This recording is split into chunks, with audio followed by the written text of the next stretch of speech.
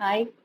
இன்னைக்கு நம்ம வீட்லயே ஹெல்த்தியான ஒரு க்ரீமியா, ரிச் டேஸ்ட்ல ஒரு பாஸ்தா எப்படி பண்ணலான்னு பார்க்கலாமா? அதுவும் ஒன் பாட் பாஸ்தா தான் ஈஸியா பண்ணிடலாம். வாங்க எப்படி பண்ணலான்னு பார்க்கலாம். ஃபர்ஸ்ட் ஒரு மிக்ஸி ஜார்ல கொஞ்சம் பூண்டு பல்லு, தோல உரிச்சு வச்சிருக்கேன். அது கூட கொஞ்சம் தக்காளி இதை சேர்த்து நல்ல பேஸ்டா அதை அரைச்சு எடுத்துக்கலாம்.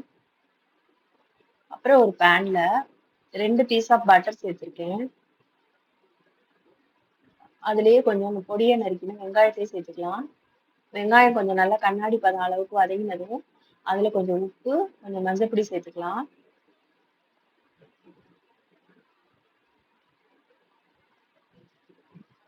கொஞ்ச நேரம் வதங்கட்டும். வதங்கினதுக்கு அப்புறமா நம்ம ஏற்கனவே நைஸா அரைச்சு வச்சிருக்கிற அந்த பூண்டு, தக்காளி விழுதை இதுல சேர்த்துக்கலாம்.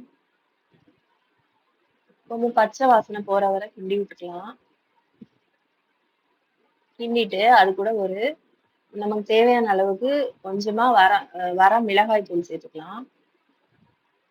அதாவது தனி மிளகாய் தூள்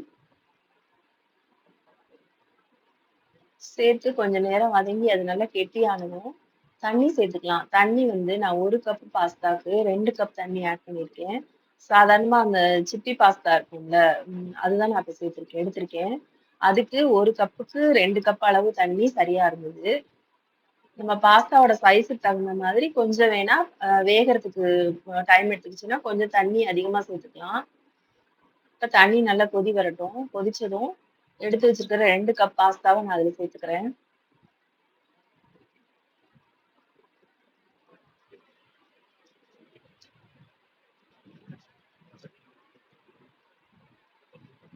கிளறி விட்டுட்டு ஒரு தட்டை போட்டு மூடி வச்சிடலாம். பாஸ்தா கொஞ்ச நேரம் வேகட்டும். அடுப்பை கொஞ்சம் சிம்லயே வச்சுக்கலாம். இடையில ஒரு 2-3 டைம்ஸ் திறந்து அதை கிண்டி விட்டு வெந்திருக்கான்னு பார்த்துக்கலாம். அடியில பிடிக்காம இருக்கிறதுக்காக அடிக்கடி திறந்து கிண்டி விட்டுக்கலாம். இப்போ ஓரளவு பாஸ்தா வெந்துருச்சு. பாஸ்தா வெந்ததுக்கு அப்புறம் அதுலயே கொஞ்சம் கரம் மசாலா தூள் சேர்த்துக்கலாம். இது ஒரு ரிச்சான ஃபிளேவர் கொடுக்கும் நமக்கு. கொஞ்சமா நாட்டு சர்க்கரையும் ஆட் பண்ணிக்கலாம். அப்பதான் அந்த உப்பு காரம்லாம் நமக்கு அது எடுத்து கொடுக்கும். அப்புறம் கொஞ்சம் கஸ்தூரி மேத்தி, 2 பீஸ் ஆஃப் சீஸ் சேர்த்து கொஞ்ச நேரம் மூடி வச்சிடலாம். அப்பதான் அந்த சீஸ்லாம் மெல்ட் ஆகும். அப்புறம் மறுபடியும் ஓபன் பண்ணி கொஞ்சமா மில்க் கிரீம் சேர்த்துக்கலாம். அது கொஞ்சம் ரிச்சான டேஸ்ட் கொடுக்கும். ஃபைனலா சர்வ் பண்ணும்போது கொஞ்சம் கொத்தமல்லி இலையை தூவி சர்வ் பண்ணலாம். தேங்க்யூ.